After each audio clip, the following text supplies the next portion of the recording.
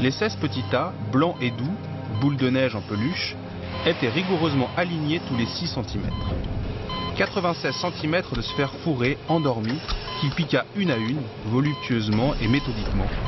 Les petites oreilles roses ne frétillèrent pas, aucun cri ne s'échappa des museaux, car la tuberculose arrivait à son stade terminal, rendait les bêtes chaudes de fièvre et frissonnantes comme des pâtisseries sorties du four sur leur plateau argenté.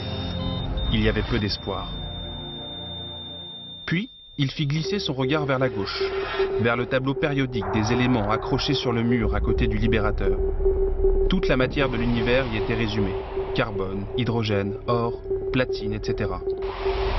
Le sens de l'existence, la molécule révolutionnaire qui arracherait des millions de bénéfices et le rendrait célèbre, résidait dans une combinaison de ces cases, dans un seul mot écrit avec cet alphabet, une structure, 15 atomes peut-être. Son regard vers Bouteille se perdit une minute dans le vague.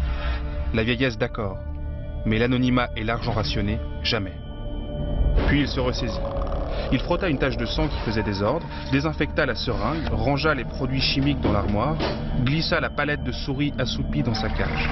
Il enleva sa blouse blanche avec énergie, la plia, s'étira, reprit son air de scientifique sérieux qui habituellement ne le quittait jamais, l'aiguisa d'un sourire de prédateur calme qui lui valait parfois les éloges du directeur général, et cala sous son bras le rapport d'activité annuel du département de la recherche. Il y avait dans ce dossier vert des pelletées de séries chimiques qui tuaient les bactéries, détruisaient leurs bicouches phospholipidiques membranaires, les empêchaient de se reproduire. Mais toujours pas de médicaments. Rien n'aboutissait depuis des années.